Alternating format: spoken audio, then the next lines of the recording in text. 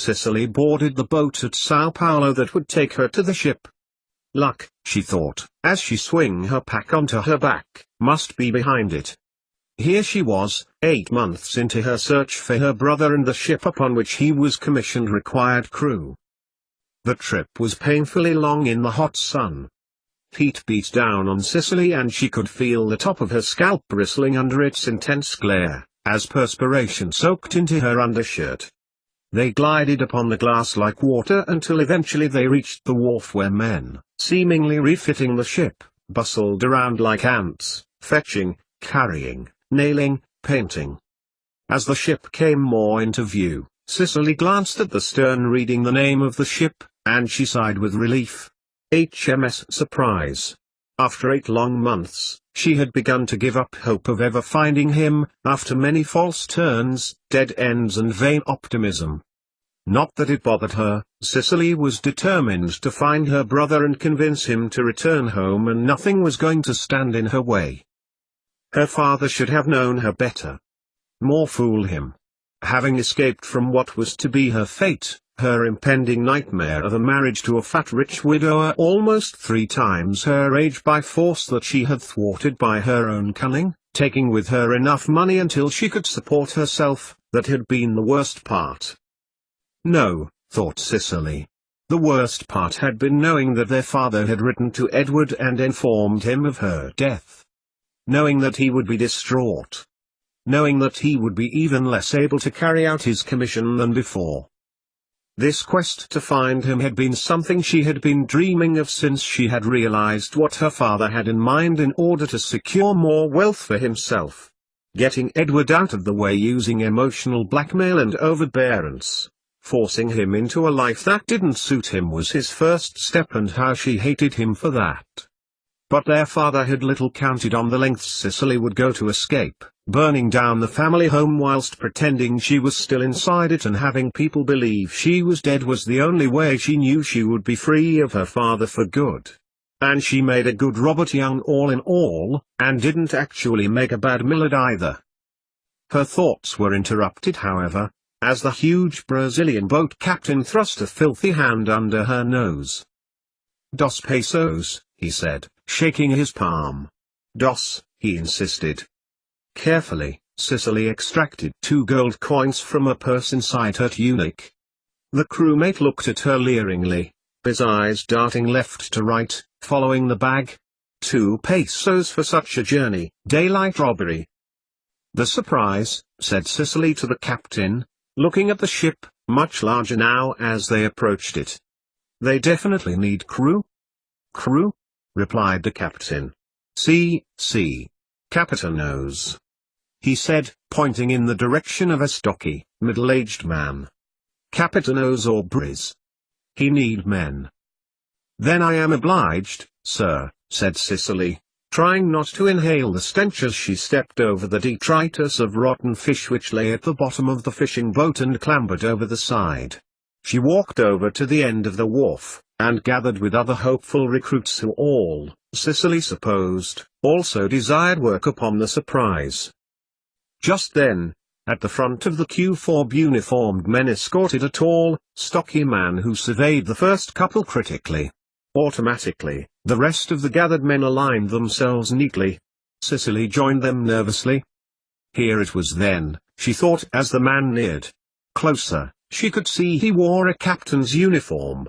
Though not the most up-to-date, it was impeccably clean and bright, not one thread out of place.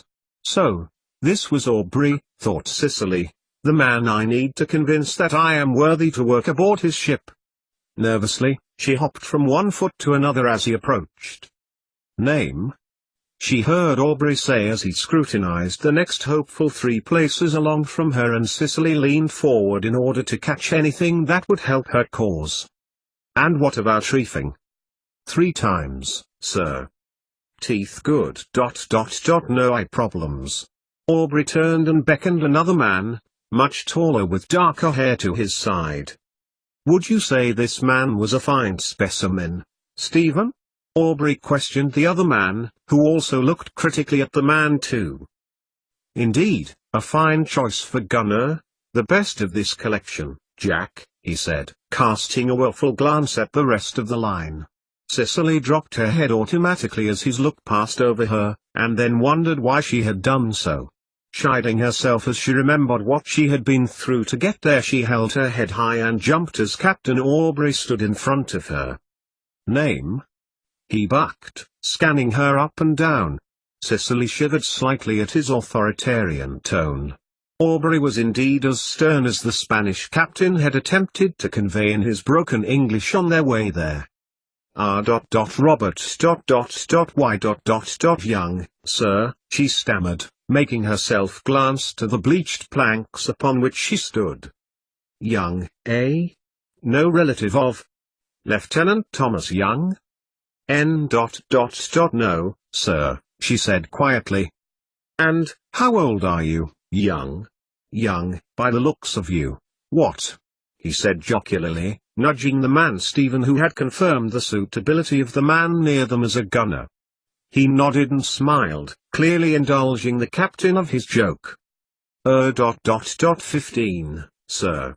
Cicely looked between the men, hoping they wouldn't detect the lie. The captain bent closer, as if examining her face. Doctor, he prompted, looking at Stephen. Teeth? Aubrey nodded towards Cicely, and she pushed her jaw forward. The doctor moved her chin downwards and appeared to be counting her teeth. 28, he said, looking back at Aubrey. All healthy.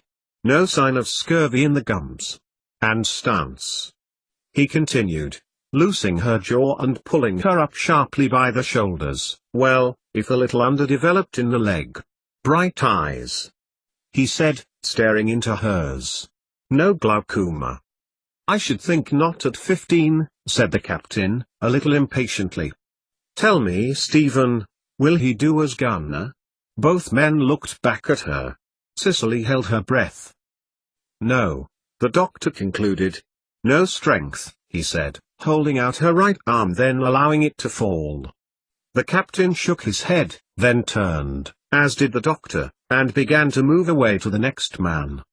Cicely felt her heart fill with despair. She'd come all this way just to be judged unfit for service by this doctor. Maybe not a gunner, sir, she felt herself saying to the retreating back of the captain. But I can mizzen. Perhaps you can promote a min boy? The captain stopped, and turned slowly. Cicely swallowed. She knew she was out of line. No one of her supposed station should address an officer unless invited to do so. Cicely knew this, and as Aubrey turned, she also knew she had failed to be chosen. Begging your pardon, sir, she added, looking down with feigned humility. I can mizzen. Aubrey stood before her, and looked at her again. You can mizzen, young, but not gun. Therefore you are of no use to me. His tone, as stiff as his posture, Aubrey turned away and proceeded to examine the next hopeful. Bad luck, boy, whispered the doctor as he passed. Cicely hung her head further still, watching the sea beneath the wharf planks swirl tempestuously. 88,888,888. Half an hour later and Cicely folded her arms and watched 8 men from the line be called forward to become members of the Surprise's crew. She watched mainly out of ebbing hope of seeing her brother before its inevitable departure, but as the sun moved rapidly across the sky, her hope began to fade, and she looked desperately at the gang of ship hands as they made finishing repairs to the vessel. Maybe the captain would change his mind and accept her on board at the 11th hour, she thought, more out of desperation than actual possibility. If she appeared keen, maybe she could at least be set on in another post. Watching further, she could feel the heat of the sun beating down on her. Ordinarily, she would glory in it. A 19th-century female was expected to be pale and keep her skin free of tan. The correct and proper appearance as an indication she did not have to labor for her keep. As such, Cicely felt happy with every reflected beam that her very exposure to the sun added to her projected facade as well as her actual one. Now though, she just felt its intense and cruel rays highlighting her failed plan, illuminating it to the whole world. As the Royal Marines ushered the 8 men onto the Surprise, she could see, in her ever-growing despair, as she searched in vain for a glimpse of her brother again, the captain and the doctor engaged in conversation. The doctor was pointing towards the end of the sparse line of unsuccessful men, and the captain towards the gangplank. A glimmer of hope set in as the doctor gesticulated, only to be dashed moments later as the gangplank was withdrawn. "Dos pesos," Cicely heard behind her. "We go now." The Spanish fisherman, the captain of the boat who had brought her, with his huge frame blocked out her view of the diminishing Surprise. Cicely hung her head. "No," she said, quietly. "That is too much. Dos pesos." She turned her back to the retreating ship and glanced at the other failures who were piling back into ships of other sizes and shapes. "Maybe they are less. Maybe you not return so successfully as you come," said another voice, the first mate. Cicely turned and felt fear enter her chest as the man darted towards her tunic. Her money. With the number of people on the wharf decreasing quickly, Cicely knew if she didn't act the very least she would be robbed by these brigands, and the most, well, it would be quiet soon. Who would know she was missing? And what would happen if they found out what she really was? Cicely made a step towards another of the fishing boats, but the Spanish captain stood in front of her. "Dos pesos," he insisted again. Cicely heard the first mate step behind her. There was nowhere to run. "Far too expensive," said a voice behind her. Cicely turned. Before her was one of the men from the queue, but she was sure he had departed on one of the other boats. Slowly, the first mate moved from his proximal position to her as the man strode near. "I think 2 pesos is more than enough for both of us," he said, smiling at the now relieved Cicely. She looked harder at him. Yes. He was one of the first to be scrutinized by Aubrey. Obviously some or other flaw had made him unsuitable as a gunner, though not weak arms, evidently. "Shall we?" he continued, stepping towards the boat. The 2 Spanish fishermen looked at one another as he handed them 2 gold coins. Cicely followed him ominously. "Here," she said, proffering a coin in the man's direction when they were in the small boat. They had left the wharf 10 minutes ago, but had said little more to her than wishing her the time of day. The man frowned.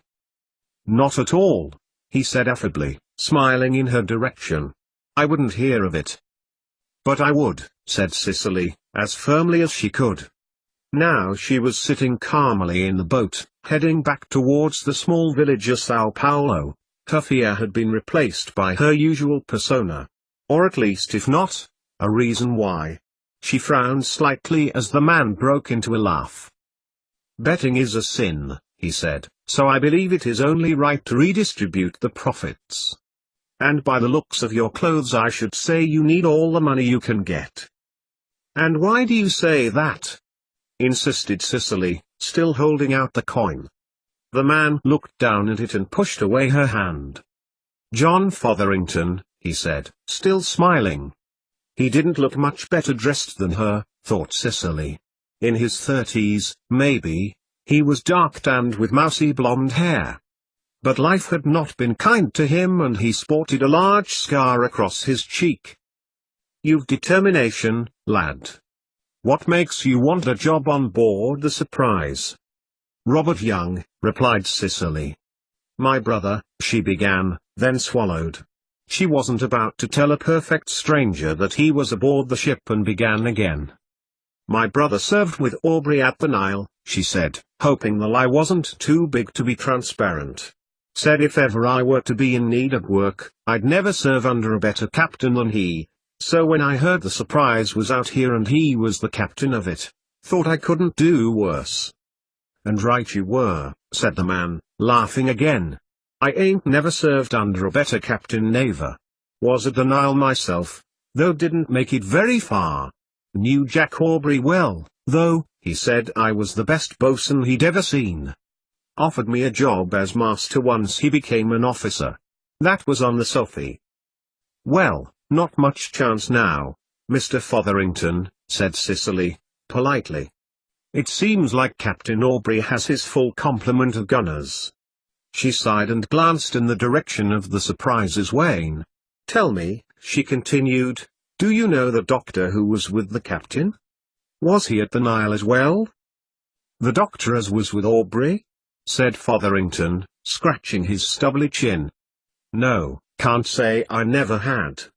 We had Higgins on the Sophie, we did. Not that you could call him a doctor, mind, he's still with Aubrey now. But that doctor who was with the captain, no. Seemed like quite a knowledgeable sort of man, though. Could tell of old wooden Betty without even an examination." "Betty?" said Cicely, curiously. "Who's that?" Fotherington laughed again, and tapped against his left shin. "Not who," he said, smiling at Cicely.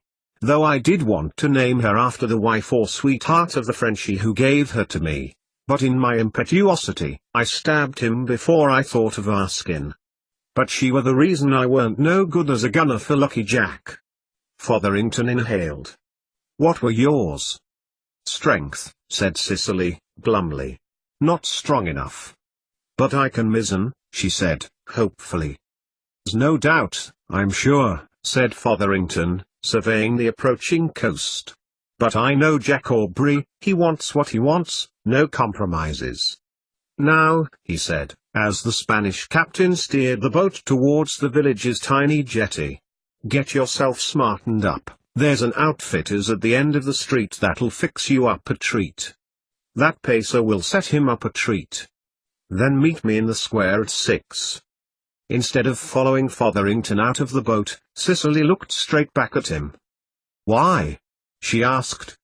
"We weren't wanted," she added, almost breathlessly. The binding on her chest seemed almost to be smothering her as the realization began to hit her. "Just you meet me at 6, said Fotherington, tapping the side of his nose.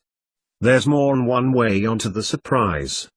If Jack Aubrey hasn't his full complement of crew by the time he is ready to sail, he'll be recruiting again, and this time, we can more than double our odds by working together. 88,888,888. Cicely waited nervously in line again. The crisp sailhands uniform she'd purchased stitched at the neck, but she resisted the urge to scratch it. Following her unsuccessful recruitment the day before, she had taken Fotherington's advice, meeting with him at 6 p.m. His information had led her to be standing now on the Sao Paulo dockyard, for he had indeed been correct. Captain Aubrey did not have his full complement of crew. This time they were after deckhands. Cicely leaned forward again. There were more than 30 men here this time, more than yesterday, and she supposed it was because Aubrey had docked with a select crew at the village. The party from the Surprise, led by the captain, appraised the line again. Fotherington stood next to her. He'd suggested they stand near the end so as to gain information, such that they could. "Don't keep on looking at 'em, lad," whispered Fotherington, as she scrutinized them for the dozenth time. "Patience." Eventually, Aubrey was just 2 men away from Fotherington, and Cicely couldn't resist looking once more. It wasn't until Fotherington elbowed her sharply in the ribs that she realized she'd been staring. Edward. He was there, with the captain, the doctor and lieutenants. Edward, she thought, tearing her eyes away. Her beloved brother. She looked down, her heart glowing. He looked well, Cicely thought, considering the illnesses and diseases that were ex-Britannia. Cicely's thoughts were averted when she heard the doctor alongside her and Fotherington. "No, no," she heard him say. "The wooden leg makes him totally unsuitable."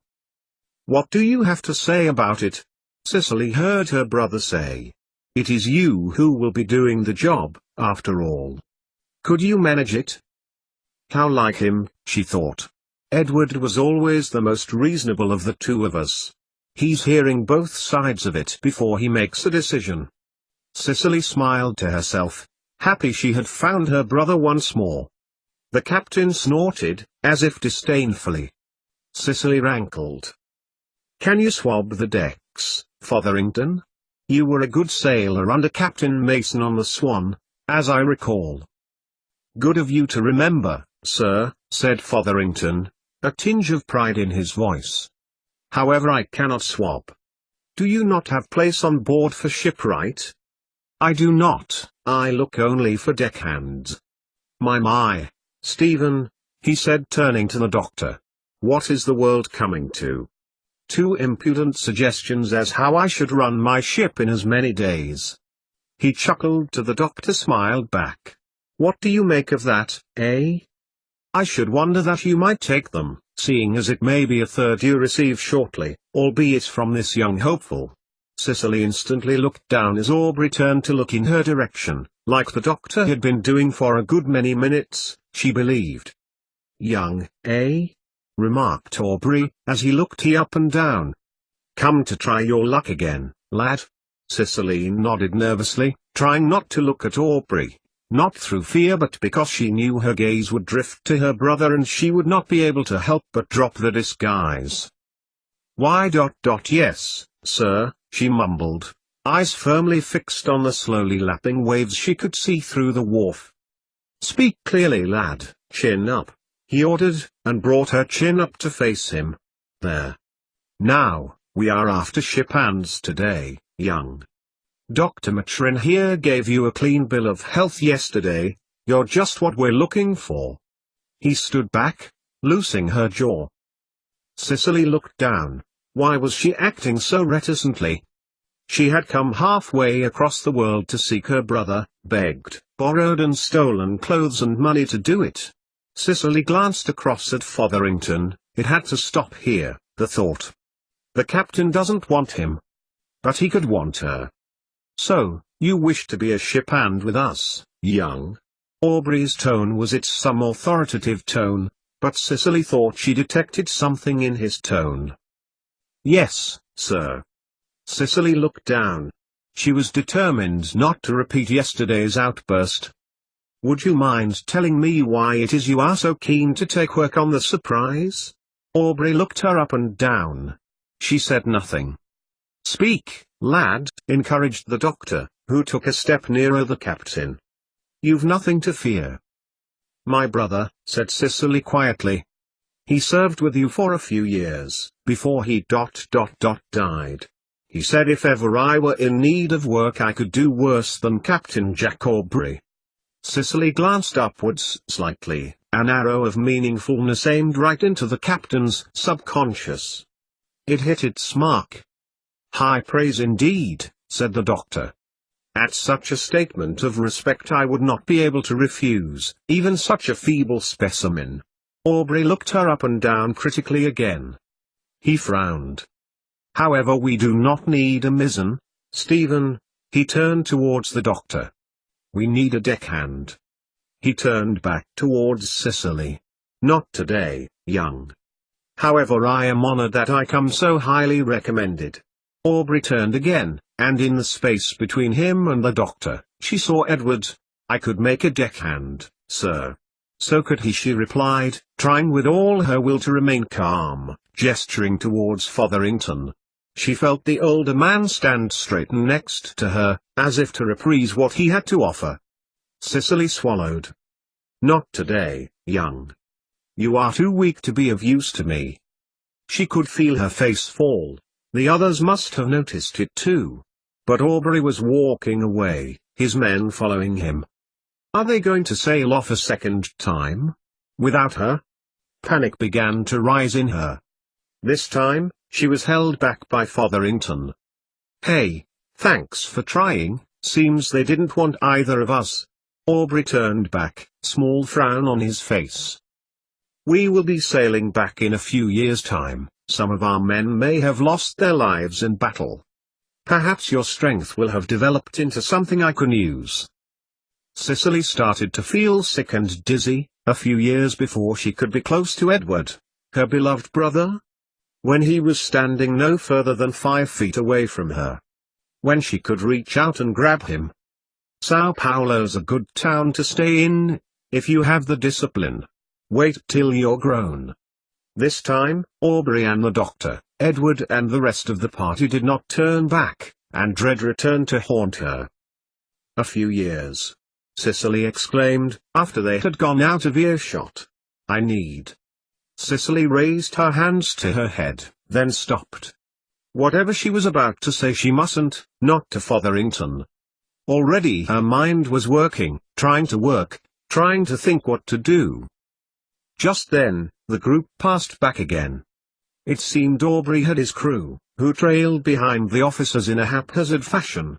She turned to Fotherington, about to ask him whether he had any other ideas, when something caught her shoulder. Or someone. "Edward. Listen, boy," she heard her brother say behind her. She spun round and saw Edward leaning over her. "I don't know why you wish to be aboard the Surprise so badly. What are you running from?" Cicely turned round. Edward, his piercing blue eyes staring straight into hers, was looking straight at her. A flash of an expression crossed over his solemn features. She fought her feelings. "Not running, sir," she said, deliberately making her voice baritone, and lowering her gaze submissively. "Trying to get home." She thought quickly. "My former captain bought me from my mother in London when I was 4. He abandoned me here when I was too old to be a cabin boy." Despite the fact she was still looking past his knees, she could feel Edward's heart soften. She was his sister, she knew how he worked. And despite the fact he tried his utmost to act like an officer, his inner compassion would out. Edward cleared his throat. "Hold fast," he said. "Remain here." What was that all about? Fotherington was standing by her now and she looked back at him. She glanced down the wharf and saw that Edward had stridden off, and he appeared to be in conversation with the captain. "Nothing," she said. "He spoke to me. Asked me what I was running from." Said Fotherington, glancing in the direction she was looking. "Maybe good news. Not often the commissioneds speak to the salts. Look." He nudged her, and gestured in the direction of the captain and the doctor, who were pacing determinedly towards them. "Young," intoned Aubrey, speaking directly to her. The doctor lingered in the background. "Yes, sir." "Midshipman Hollam. He has." Aubrey turned towards Edward, who seemed to be in conversation with another midshipman. He looked back at her. "He has championed your cause quite strongly. Is what he tells me true?" "Young?" Cicely jerked her head back at the captain's strong tone. "Yes, sir. They are." "Then you are in luck. I am, of the last 5 minutes, in need of a mizzen lad. One of ours has sadly succumbed to a fever." A feeling that had dulled in the pit of her stomach started to rise. Cicely glanced down the wharf towards her brother. He flicked the corners of his mouth in her direction before continuing his discussion with one of the smaller midshipmen. "Subject to fitness," Aubrey continued, nodding towards the doctor. "And pay commencing 3rd week. I need to see you work first." Cicely nodded back, and glanced back at Fotherington. He nodded at her, and smiled, which she took to mean he wished Robert Young well. 88,888,888. Young. Midshipman Blakeney stood over her, an 11-year-old officer berating her for the 15th time that day for not swabbing correctly. "You'll waste the water that way," he said, a bit less sternly. Cicely looked back dumbly at him, an expression she had practiced to perfection. "Yes, sir," she said, bowing towards him and saluting. "Sorry, sir." 15 days into the sailing and she had got pretty much used to her routine, keeping her head down, answering only when requested to, working long hours in filthy conditions. In all her efforts though, there was none so grueling or more exhausting than mere effort of remaining anonymous. Cicely's first few days had been the worst. She had to think on her feet in order to escape recognition as a female, washing with what little ration she had when no one else was around, keeping herself to herself as much as possible so as not to let her guard down. Their second day involved a more intensive examination of fitness from the doctor, and while she queued, her mind worked hard to think how she could get through it without her true identity being discovered. She was second from the front, however, when headquarters had been beaten to warn all aboard to be alert. The examination had been abandoned, and subsequently forgotten. However, she consoled herself, as she lay aching in her hammock each night after ropes, heat and exhaustion gnawed away at her. She had done well so far to evade recognition, and the tedium of the tasks involved had given her time to consider how she could approach Edward. She had refused to drink the grog, however, it was a vile poison and caused men to act as fools. She needed to keep a clear head if she was to persuade her brother to forego his commission and turn him to the idea that they could earn a living somewhere else in the Empire. Cicely glanced from the young midshipman to the tankard of another man a few feet from her. She knew why it was taken, of course, to anesthetize the pain caused by this way of life. However, she knew that sooner or later she must decide on the best course of action with Edward, and in the meantime either tolerate the pain or ignore it. Left to right, Blakeney imitated the gesture in midair. Left to right, not front to back. You won't waste as much, boy. He nodded as he retreated, and Cicely nodded with ample humility displayed, then bent her head lower and began to scrub. Nevertheless, the extreme physicality of the work appeared to diminish when she knew her brother was not far away, and it had been easy to blend into the background of salts, foremast hands, deckhands, powder boys and milliards, especially with the commotion and excitement about the French ship that had been able to pinpoint their position with taciturn accuracy. Cicely watched Blakeney's feet cross the oak planks, and she considered how well, after all this time, picking up leads which had brought her to Brazil, getting aboard the Surprise, that she had managed to accomplish her goal of finding Edward. Now all she needed to do was to formulate a plan to get them both far away from here. Just as Cicely's mind began to ponder their options, her rhythmic scrubbing was stayed by a filthy biplimsold foot. She didn't need to look up to know who it was, but she did so anyway. And they told us you knew how to mizzen, young. Joseph Nagel folded his arms mockingly. Waste of space. If you ask me, what do you say, P? Ah, said the young boy beside her, not 8 years old. He had dirty blonde curly hair and a face to match, screwing it up scornfully so as to reinforce the mocking words of his crewmate. Are you going to show him, Joe? Cicely looked between the boy and the man. What had they in mind this time? It was one thing her fruit ration to be taken, but this morning it had been her whole day's food and grog. How dissimilar to the crews of both the Invincible and the Rose, who had welcomed Robert Young, allowed him to work alongside them, abiding his faults and watching out for one another. Of course there were times of jocularity, often though at others' expense it was never malevolent.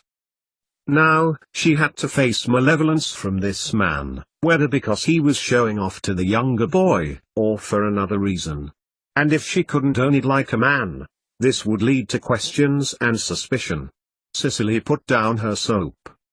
And just what do you mean by that, Nagel? She said, taking him aback at her forwardness. I do my job as well as I can. Not good enough, by my reckoning, concluded Joseph Nagel, surveying the work she had completed that morning. This is one job on any ship that needs the least skill. A woman could do it better than you, and, he continued, glancing at the quarterdeck, you still managed to bring attention from the officers. So, I'm here to see you right, just as I seen Fillings. He put his arm round her, in a mock-friendly gesture, as if offering advice. Cicely glanced up to the quarterdeck, and saw Edward, Calamy and Blakeney nod at one another before turning their backs on them, clearly showing that they thought Millard Young was being assisted by one of his own. Now, said Nagel, wheeling her round so their backs faced away from the retreating officers, show me those pretty hands of yours. Without waiting for Cicely to respond, he held out both of them in one of his own, forcing them palm upwards towards the hazy sun. Well, he said mockingly, addressing P and gesturing towards her hands. That'll be the reason. No toughness, there. What we need, Nigel continued, as Cicely glanced at her hands then back at him, is somewhat rough, he said, pushing her to her knees and placing her hands palm down onto the bleached planks. Cicely's heart began to beat faster, but still she said nothing in response to his actions.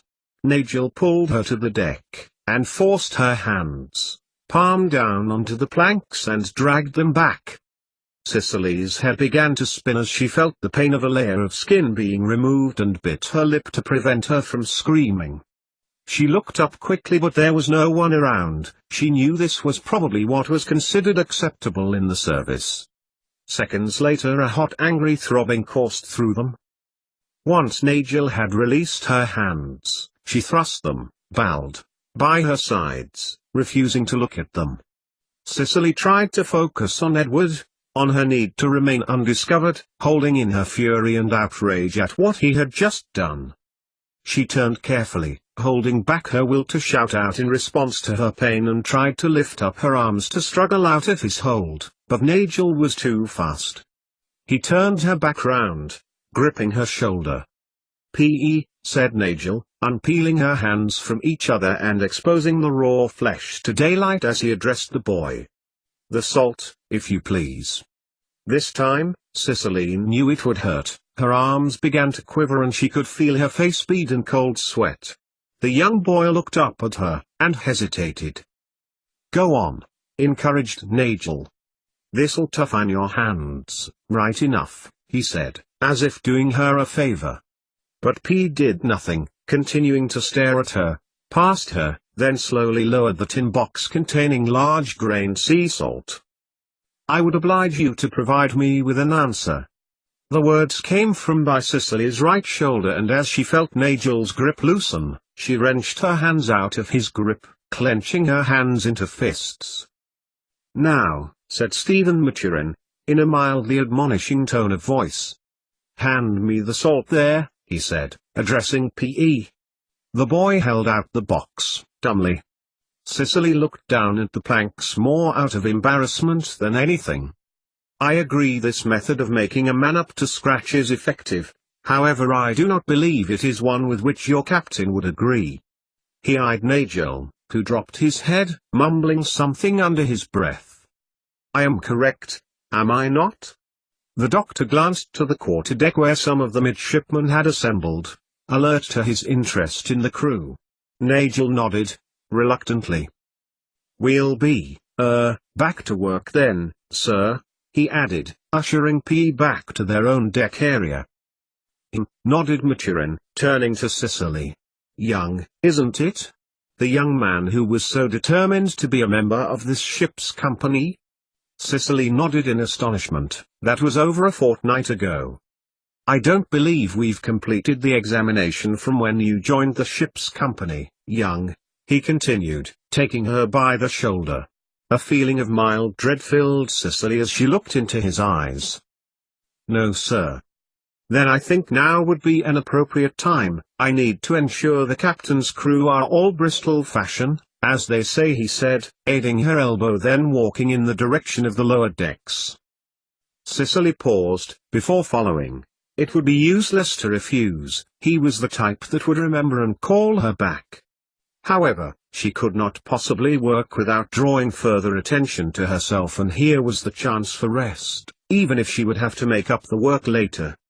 The deck below was cooler than above. A rank breeze of decomposing food wafted past her as she followed the doctor across the gun deck and into his cabin-cum-surgery. The room was lighter and airier than the berthing decks where the men slept. Indeed, it looked as if Stephen Maturin kept the place clean personally, by the barrel of potash and buckets residing in the corner near the huge oak work desk. The doctor picked his way across the room to the far end of the desk and reached over for an old leather-bound ledger. He glanced his way down the right-hand page near the end of the book, looking between names and Cicely. Sit down," he encouraged as he retuned to her with the book, putting it down heavily on the desk beside her. "You came aboard the 15th, wasn't it? Cicely nodded, and then swallowed, looking down at her inflamed hands. If you please, sir, you did examine me.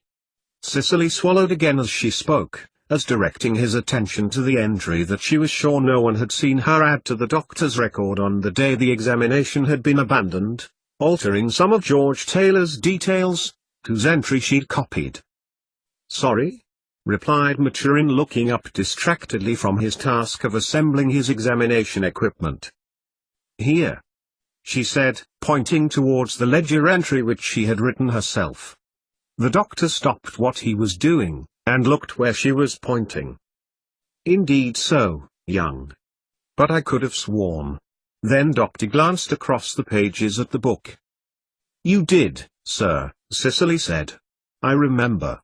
You didn't finish, and you swore to Jove about the shortcomings of the service. She smiled briefly, before wincing as Maturin took her hands, placing them palm up on the desk. I did. He eyed her carefully before looking at her hands, then looked back at the entry. That seems likely. Besides, I did not complete your height. The doctor looked back up. Nevertheless, it is your hands that concern me now. Tell me, he said, looking at her face as he examined her fingers and span, is there any particular reason for their treatment of you? Not tough enough, sir, she said, looking down. The lads thought I needed a help, so to speak. It was quite true, though it wasn't just her. However, the benefits of her apparent weakness outweighed any mistreatment. No man aboard insisted she remove her tunic. It was accepted that the weaker crew members remained fully clothed because they were scrawny. As Albert Downing, a fellow Millard aboard the Rose, pointed out, sometimes they drew attention to themselves by being fully dressed. The wrong sort of attention, concluded Cicely, if her treatment by Nigel was anything to go by. I can see why. You are indeed a weak specimen, but there is help for you yet, he laughed, pulling her up firmly by the shoulders. You are not the first by any means to be subjected to this, he added, looking her straight in the eye. However, we are in a new century, and as such I am concerned we should put out-of-date practices aside. Now, Stephen got up, slapping her on the shoulder. And I am concerned about your overall health. Within a month, on a ship's diet, you should make a fine specimen. Make sure you eat your entire ration, young. He looked at her hands again and unpeeling them from the wrist. Cicely felt them pound as the blood coursed beneath them. They'll heal, but you won't be able to mizzen. I'll speak to the captain. Cicely looked up, horrified. No, sir, please. She begged, then looked down, hoping to convey her shame at being too scrawny for the service to the doctor. The last thing she wanted was the captain to inquire after her health. How long would her secret last then?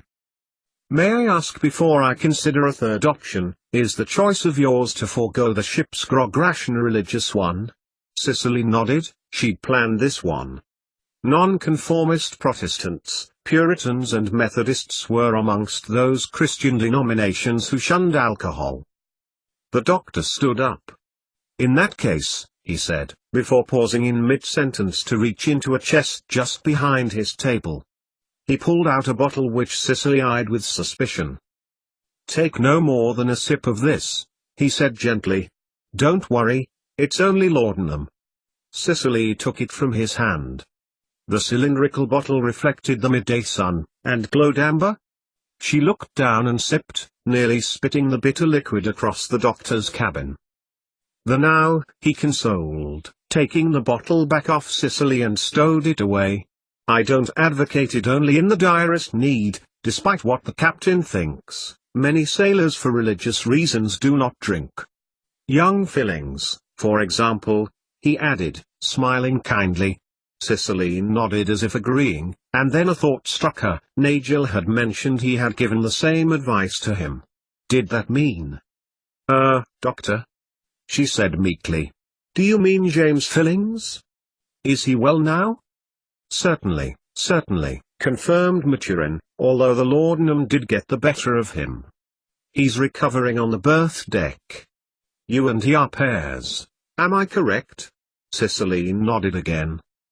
As with many jobs aboard, two men were often paired together covering the same work, but on alternate watches. James was at work when she wasn't, which meant although they had effectively the same job, they had barely spoken. But he appeared very similar to Robert Young in demeanor, and herself in character. Maturin stood up, and Cicely made too, swallowing against the now diluted taste of the drug but flopped back down onto the oak chair. Clearly the laudanum was already taking effect.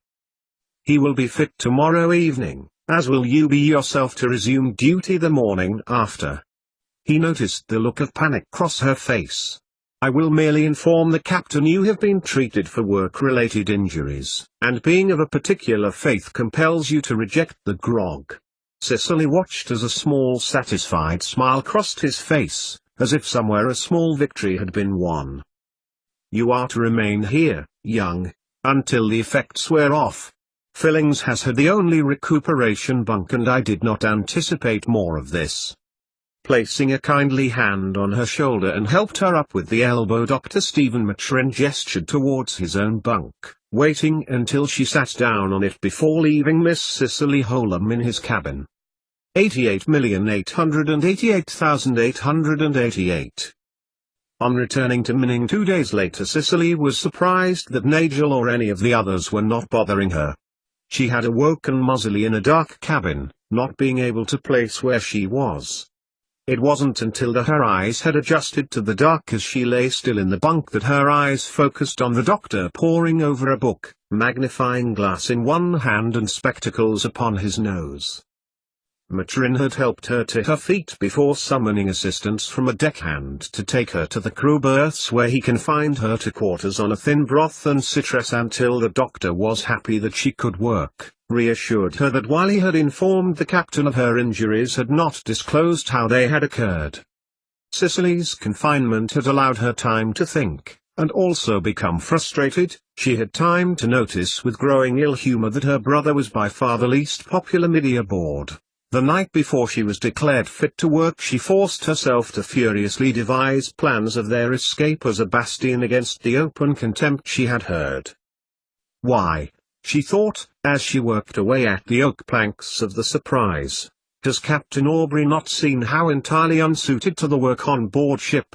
Why has he not reassigned him or suggested other duties for him to do? Such thoughts nagged at Cicely, along with their unknown destination, and as long as it remained a mystery this frustrated her as she could not set into action any firm plan for herself and Edward. It would appear as though she must carry out her duties as Robert Young until she could reveal her identity to her brother and they could leave the Surprise. However, the crew seemed to have the idea that Aubrey was about to take them round the Horn and, as every day appeared to Cicely to grow ever colder and shorter, she was inclined to agree with them. The motivation for the crew's beliefs, she discovered, stemmed from an incident she learned one evening, involving a French ship. She approached James Fillings on the lower deck, who had told her he was off watch through illness. They sat close to the main group of men not on duty, who were drinking, singing and carousing, and he told her that most of the sailors believed it to be cursed, and that someone aboard was the cause of it. "Do you believe it?"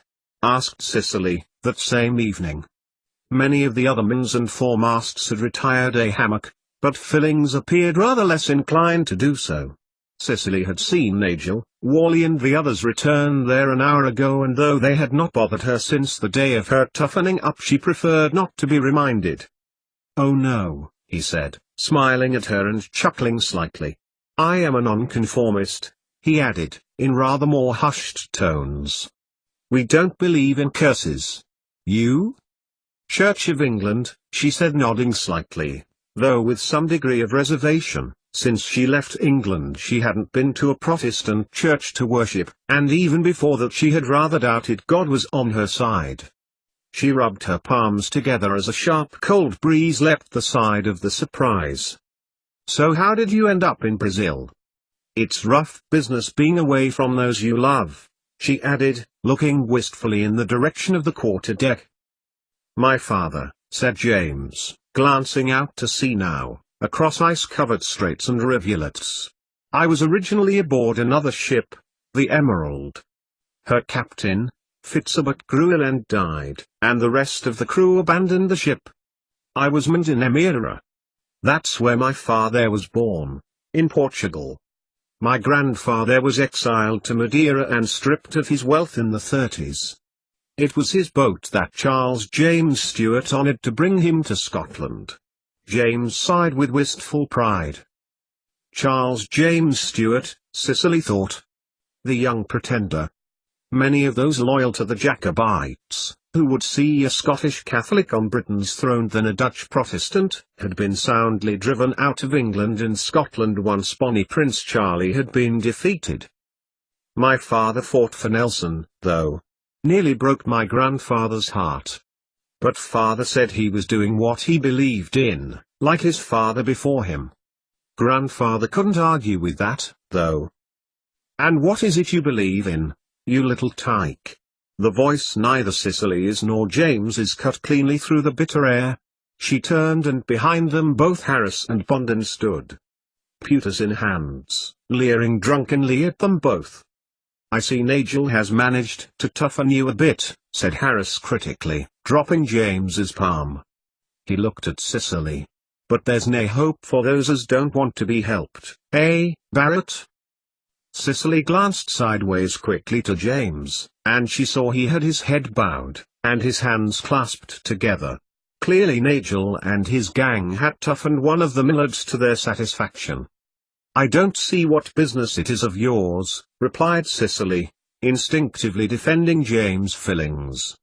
We get on with our job well enough. Ah, said Harris, looking her hard in the eye. And leave the slack to the rest on us. Ain't that right, Bondon? All three of them turned to Barrett Bondon. By the look of him, Cicely thought, he was the less intoxicated of the two. It was he who she would look for sympathy then if matters looked like they were turning for the worst. Aye, agreed Bondon, looking back at Harris. But you can't expect 'em to do their best on next to no rations, Bill. You know he's tucky nem, eh? Harris looked back at Bondon, his stance changing now to more stiff and formal. Cicely glanced at James, so that was it. Nigel and his lot were stealing rations from the sailors, and would explain why hers had disappeared on infrequent occasions. She'd heard about that before, how it was one of the worst crimes recognized by the service. It needed fit and healthy men, all of them, to operate efficiently. However, should any man report such a crime, his subsequent treatment by the rest of the crew amounted to almost total social exclusion. Plainly, it was better to put up with it than lose fellowship. Ah, agreed Harris, backing down slightly before Cicely and James. You do your best, lads. And don't forget, what it's a mart is what it's a mart. Sometimes it's the only way. And with that, both of the older men returned to the main crowd. You too? Said Cicely when they'd been left alone.